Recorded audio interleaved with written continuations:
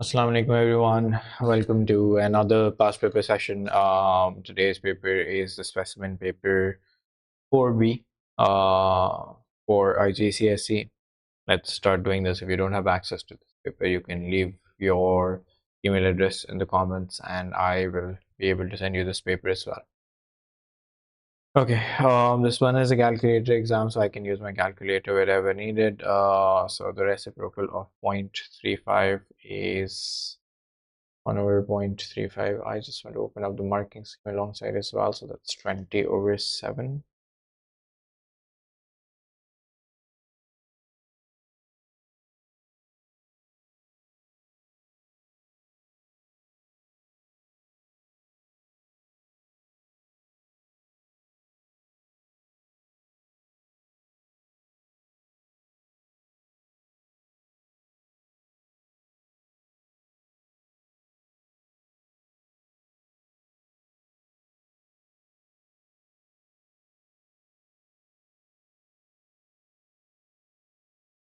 Yeah, okay. So I have everything in front of me now.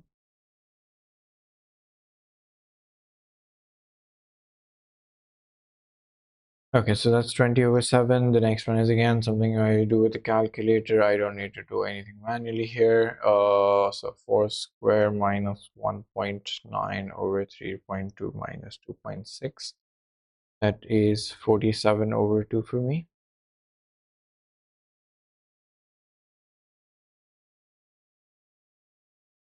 Okay, Navin and Esther share some money in the ratio this. Find Navin's share as a percentage of the total money. So Navin's share out of the percentage of total money would be 5 over 12 multiplied by 100. That is again something that I do on my calculator. And I get 41.7%. Find Esther's share as a percentage of Navin's share. So Esther over Navin multiplied by 100.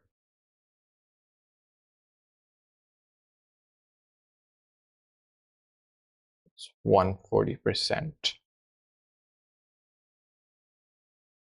Navin's share is 160.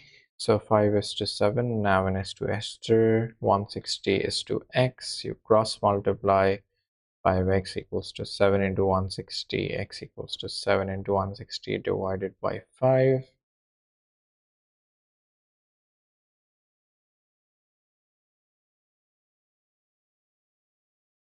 It's $224. Easy so far. This is simplify. So 5x squared minus x squared is 4x squared minus x. And then you could factor out an x and say that x minus 4x. 4x minus 1. Okay, or this would also be fine. For divide, you have to first take a reciprocal and then see what cancels out. 3 times 1, 3 times 3, 2 times 1, 2 times 2. I get 6x over a.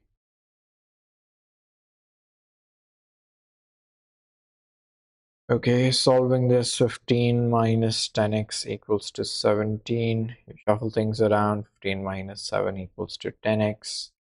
Minus 2 equals to 10x. Equals to minus 2 over 10, which is minus 1 over 5.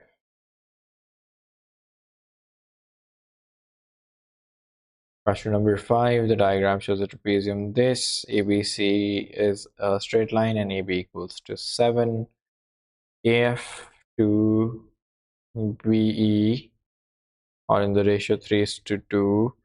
The area of the square is 32. Okay, calculate the area of the trapezium ABEF. That might take a while because this is not a perfect square. Okay, so the sides of the square should be s square equals to 32. S equals to root of 32, which is 16 4 root 2. Okay, that is also from my calculator.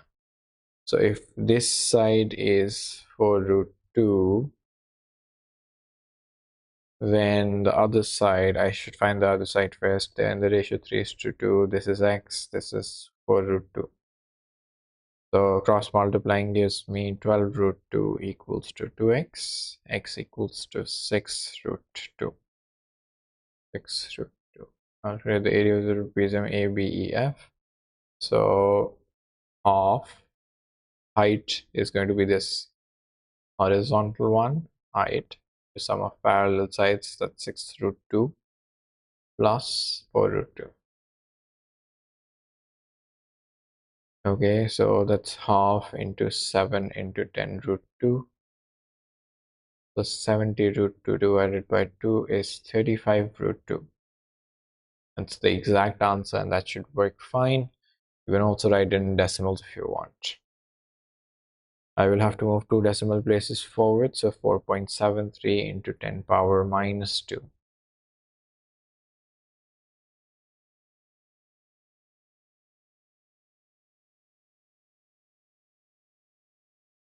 Sally invests $1,500 in a savings account for 4 years. The account pays simple interest at a rate of 2 whole 1 over 6% per year. Calculate the total interest she receives. So simple interest is just principal into rate. Now the rate is a little tricky because it has to be divided by 100 as well. So 13 over 6% into the number of years.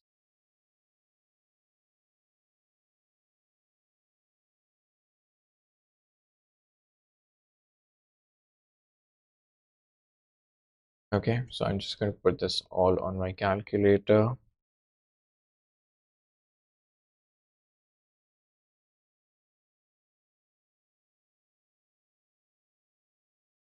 On $30. Killian invests $1,500 in a different savings account. The amount of interest at a rate of R% per year. At the end of 5 years, the value of the investment is 1825. So amount at end is principal into 1 plus R power t. So 1825, 1500, 1 plus R% power 5. So that's going to be 1825 divided by 1500. That gives me 73 over 60. I will take the fifth root of that.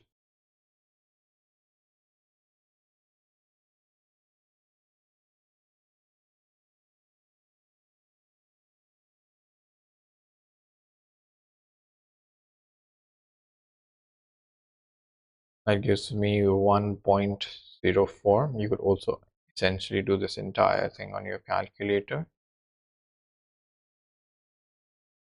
So 0.04 equals to R%. So R is basically 4%. R is basically 4.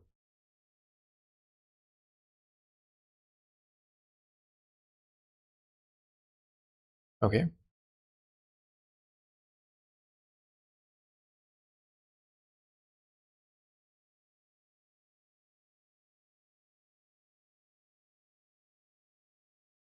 Okay, on a map, the distance between two cities is this. The actual distance between the two cities is 365.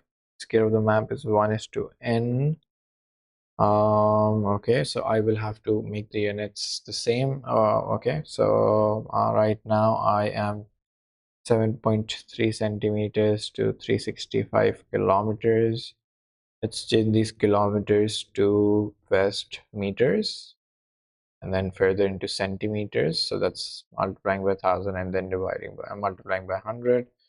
And if I want to make this 1:n, that's what I'm going to do. I can then cross multiply this. So this would be 365 into 1000 into 100 divided by 7.3. 5 million.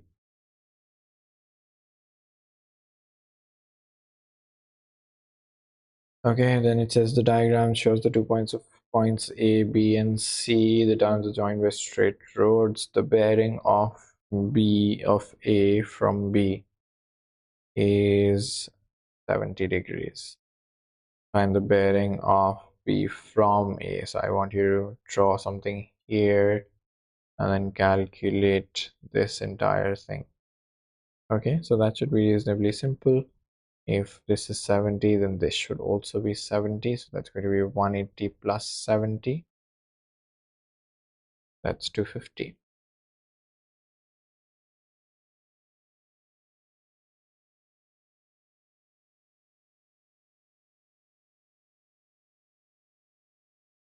That says the bearing of C from A is 195. C from A. So that means that this is 195. So that's 15 degrees. And angle BCA is equals to 113. BCA is equals to 113. Okay. So if that entire thing was 70, then this must be 70 minus 15. And that should give you 55. And the bearing of C from B. So I want to calculate this. I think that is simple. Then I have 113. I have 55. I add those up. I subtract from 180. Get 12. Okay, so that's 12. That's 70 plus 12 then, which is 82. So 0, 82.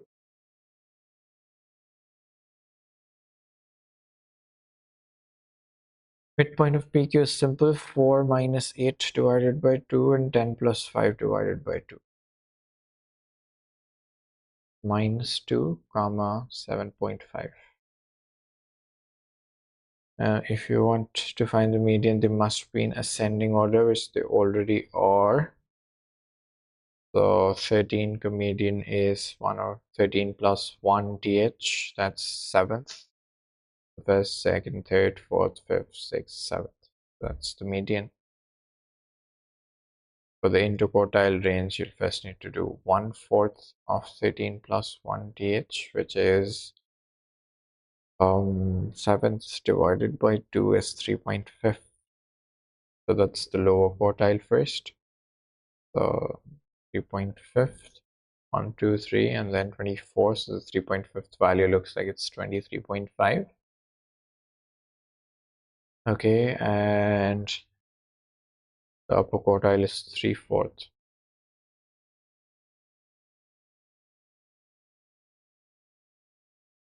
10.57, 8th, 9th, 10th, 11th, 41.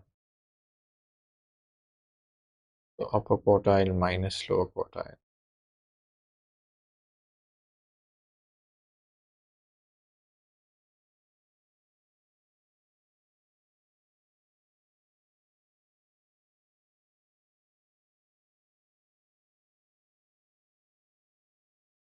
It's 17.5. Okay, moving on. Question number 11. Line L has equation this. Find the equation of the line parallel to L that passes through the point 0, 3.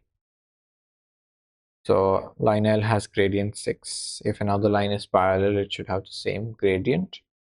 And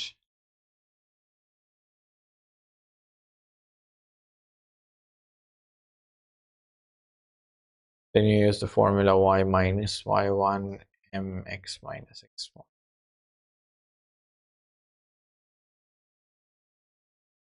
So y equals to 6x plus 3. Right, then the gradient of a line, so the gradient of the perpendicular line should be the negative and reciprocal of the other line. Okay, you separate this into two inequalities. It says find the integer values.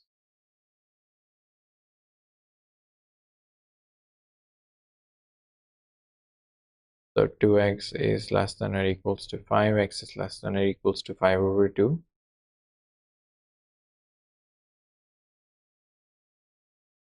and x is greater than or equals to -2. So greater than -2, -1, 0, 1, 2, and that's 2.5. So I stop there. So there are 4 integer values: -1, 0, 1, and 2. Okay, then this is angle properties of circles. So you try to find as many as you can. Let's start solving. This should also be 14 because this is 14.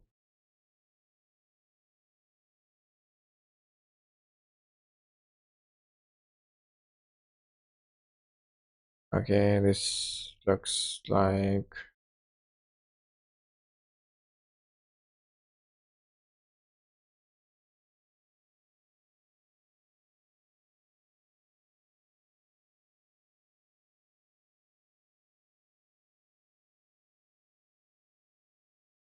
okay. Then I have an alternate segment theorem here. So this angle would be equals to this angle. It's the alternate segment theorem. That's 34. My idea of doing these questions is to find as many angles as possible and then sort of write down the answers wherever necessary. So angle EAC is 57 plus 14. 57 plus 14, that's what I was also trying to figure out. That's 71. So if that's 71 and that's 34, then this should be 75. Okay, in case I need to find that, angle ADC, so that is this angle, then ADC at 1. So that's 180 minus 57 minus 34 minus 14 equals 75. In fact, I've already found that. That's also a segment, same segment, ABC, and that's going to be a cyclic quadrilateral. That's going to be 105 because it's opposite to 75. Yeah, I think I have them all correct. Okay, find the 3 inequalities that define the shaded region. So I can see there's a vertical line at 4. So that line has the equation x equals to -4. I can see that this is greater than or equals to -4. Okay, then I have a solid line and a dotted line. Let's first figure out for the solid line, I will need the gradient. So the gradient is y2 minus y1 over x2 minus x1.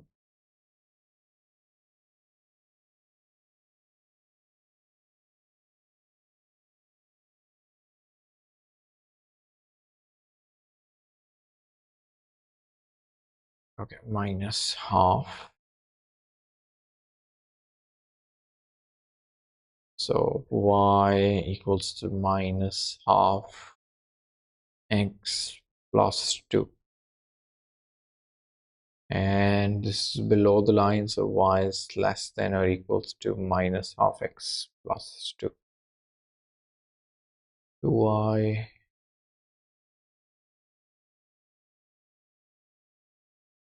yeah, okay, that should work out. Then there's a dotted line. Let's first figure out the gradient. I can see the gradient of this line is 1 because it's moving like that, and the y-intercept is 1. So this should be 1x plus 1, and I'm supposed to stay above the line, and I want the line to be dotted. So y is greater than or equals to greater than x plus 1. Functions, g of minus 8, 7 minus 16 is minus 9.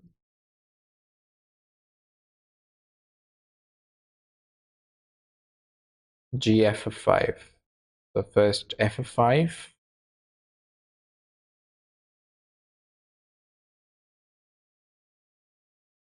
Minus 15 is 50 minus 15 is 35. Then g of 35.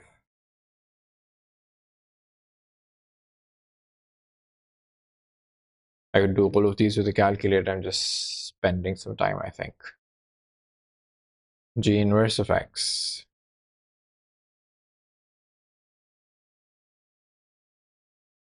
So x minus 7 over 2. F of x minus 6. So 2 times x minus 6 whole square minus 3 times x minus 6. So 2x square minus 12x plus 36 minus 3x plus 18. 2x square minus 24x plus 72. 2x square minus 27x plus 90.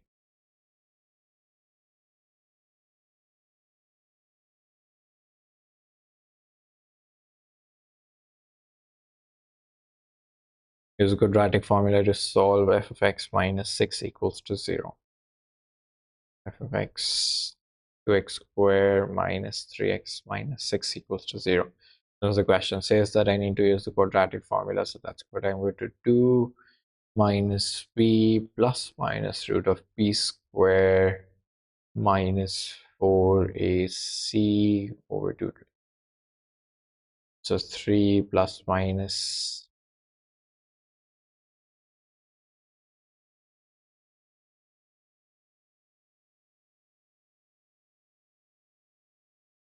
2 decimal places. Okay, so let's do that.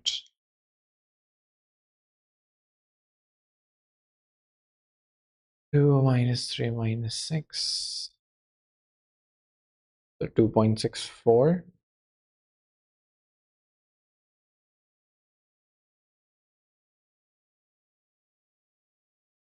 And minus 1.14.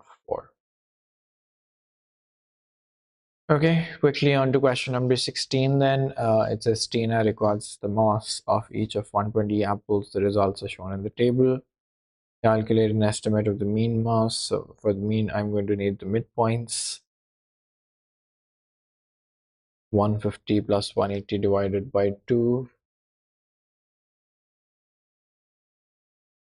165, I think. That's 165. That's 200. 220 plus 270 divided by 2. 45. And 285. So mean is going to be sum of fx or sum of f. That's 165 into 18 plus 200 into 28 plus 245 into 65 plus 285 into 9 divided by 120.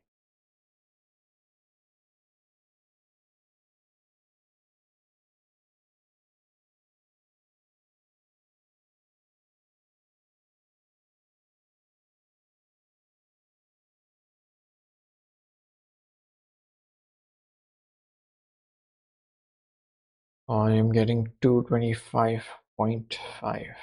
Yes, that is the correct answer. Okay, for the histogram, you will need to calculate frequency densities. So let's do that.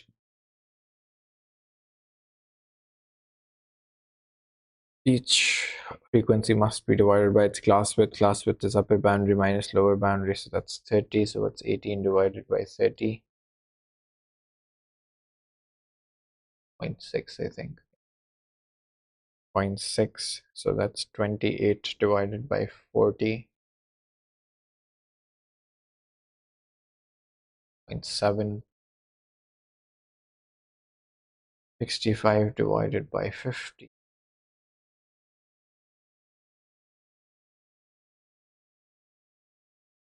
0.3. And 9 divided by 30. 0.3.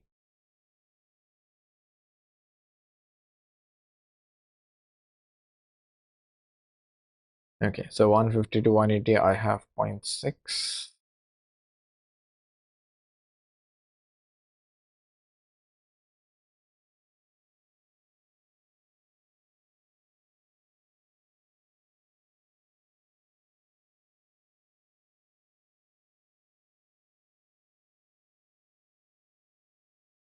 Then I have 180 to 220.7.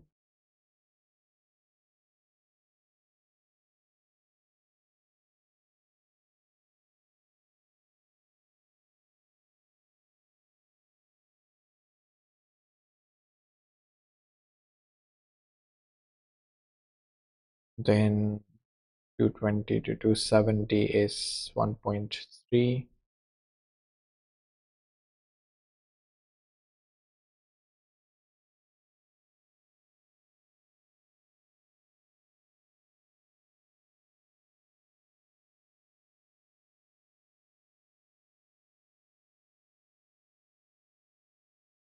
And 270 to 300 is 0.3.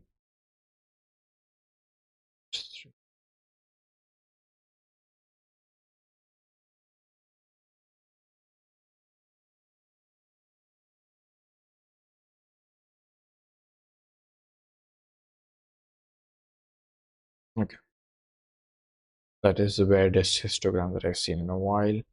One of the 120 apples is picked at random. Find the probability has a mass of 180 grams or less. 180 grams or less is 18 out of 120. Simple.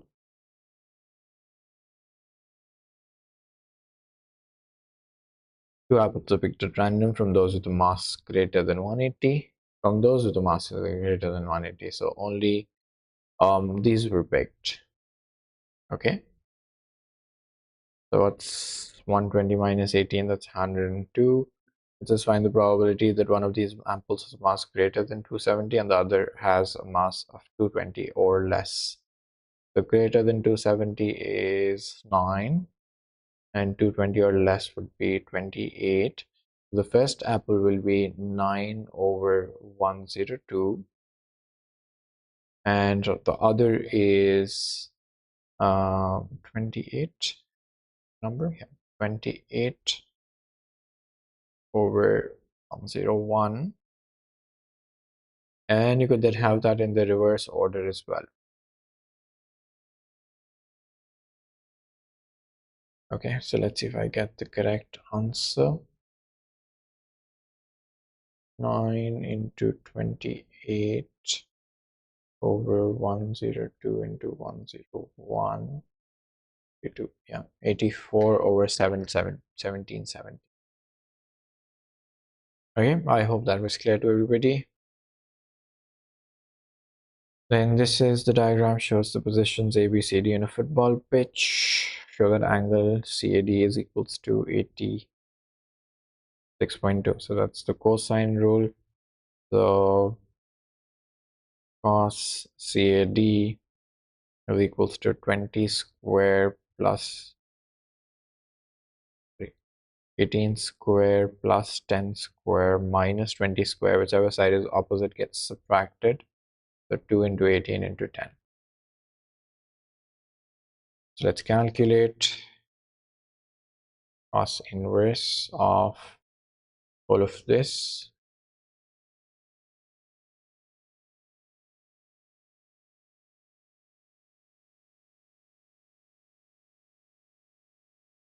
$86.2.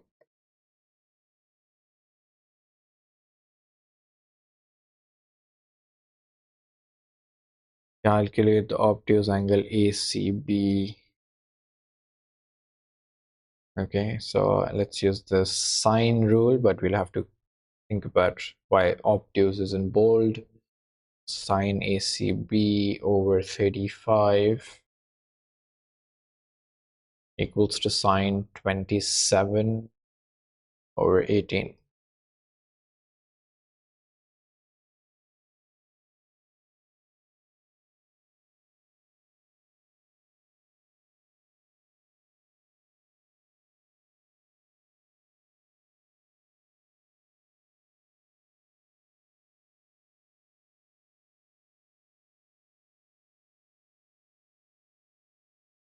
Okay, this one is coming out as 61.98. Let's turn that into obtuse by subtracting that from 180, and I get 118 degrees.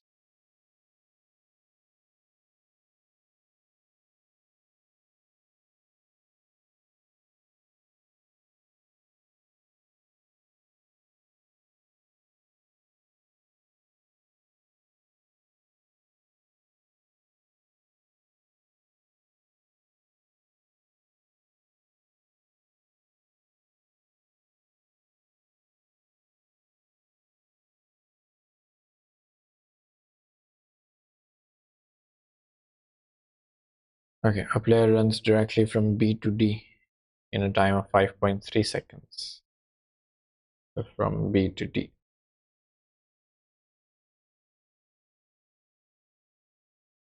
So that's 86.2 and that's 118.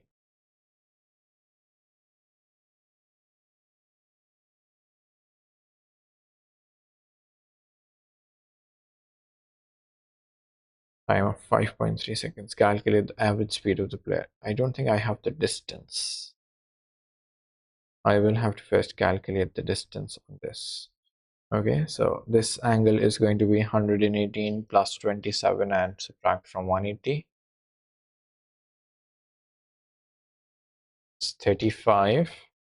So if you now look at this triangle, I can apply the cosine rule in this. I can say that BD squared is equals to 35 squared plus 10 squared minus 2 into 35 into 10 into cos of 35.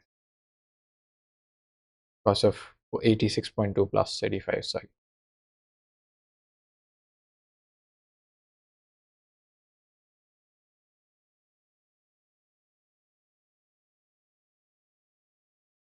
$121.2. 35 squared plus 10 squared minus 2 into 35 into 10 into cos of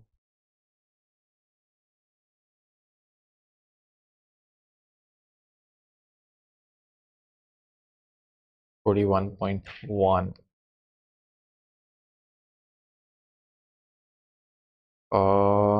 What is this? Meters? Yes, meters. Okay, then if I have 41.1,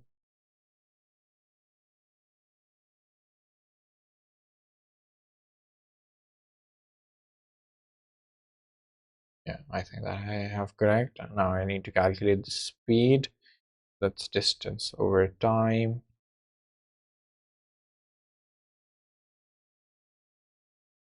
Divided by 5. So 7.75.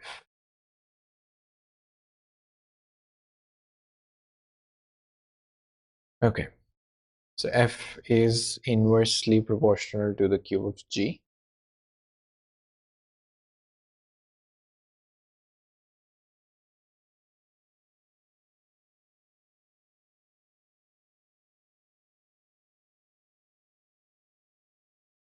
A over g cube.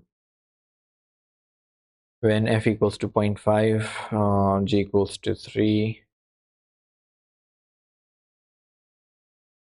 it's 27, so 0.5 k over 27. So I think that should be 13 over 2 equals to k. F is 13 over 2g cube. That's 13 over 2. It should be 27 over 2.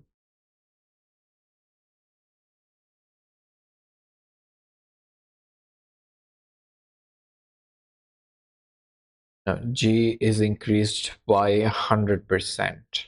Find the percentage change in f. Okay, so these tend to be a little tricky, but there are various ways of dealing with this. They could use differentiation as well, but let's just focus on algebra for now.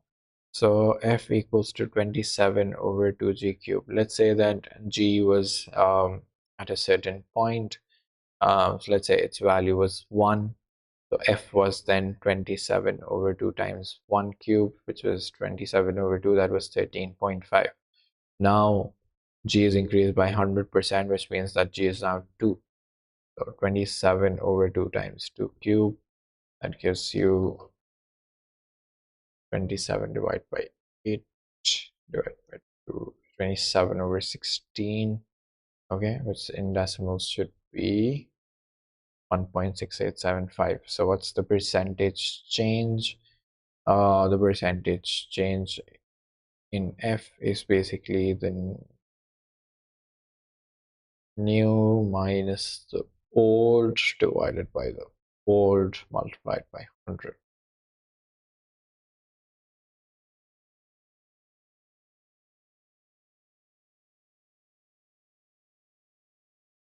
87.5% change. There's a negative with it as well. You can use a negative. It's just about change, so you can write it like that as well. Then question number 19 says the area of triangle is 12 meters square, correct to the nearest square meter. The base of the triangle is 5.7, correct to the nearest 0.1. Calculate the possible height of the triangle.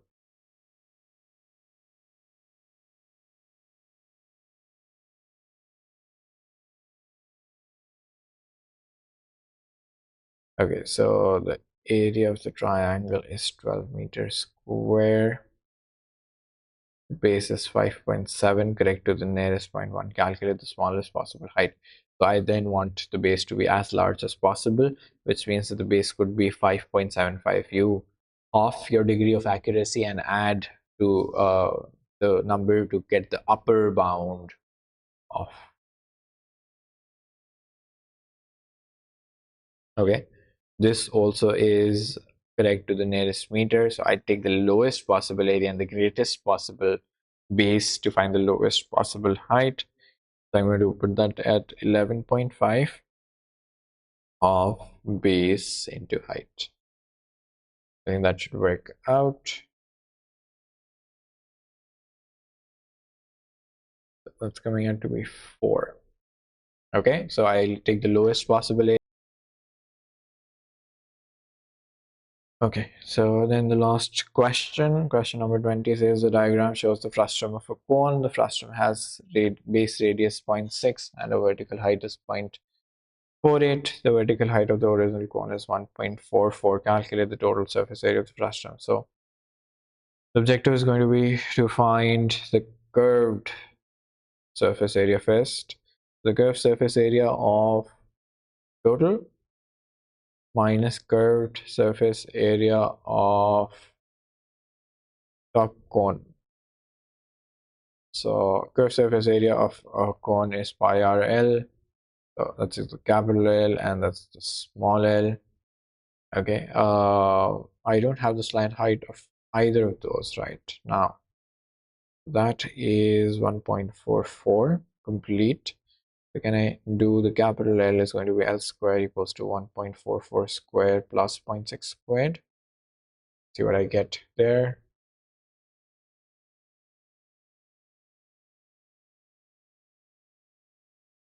I'm getting 2.4336.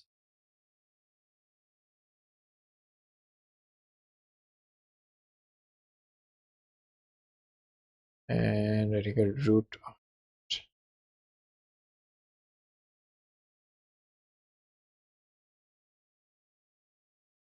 1.56. Okay. Then for the smaller, for the top cone, then if the heights are in the ratio 1.44 into 1.44 minus 0.48, then the length, then the slant height should also be in that ratio. So that's 0.96 divided by 1.44. So L comes out as 1.04. So that's 3.142. I don't have this radius. Okay, so I'll also have to calculate the radius. So 1.44. 1.44 minus 0.48, that's the height. That's 0.6. And let's call that R. So I cross multiply to find R, and that should be 0.4. So 0.6, 1.56, 0.4,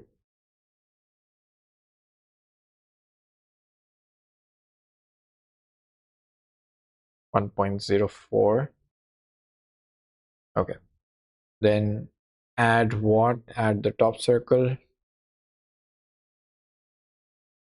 3.142 into 0.4 squared at bottom circle.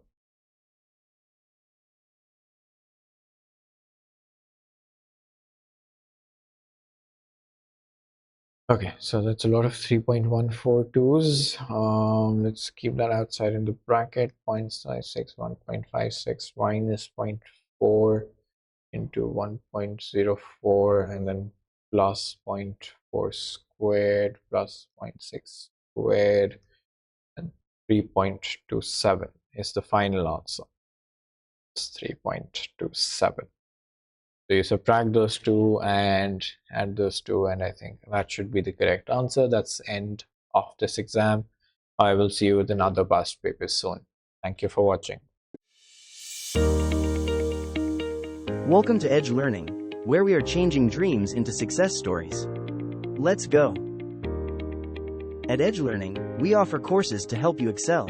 Whether you're preparing for the SAT, aiming for IBA and LUMS, need O and Alevel tuition, or IELTS coaching, we have the right program for you.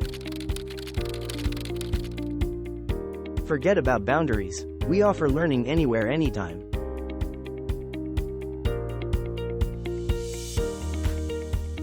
Our expert tutors provide personalized attention in various batch sizes and one-on-one sessions, along with pre-exam review workshops to ensure you perform your best on test day. Join us at Edge Learning and take the first step towards turning your dreams into reality.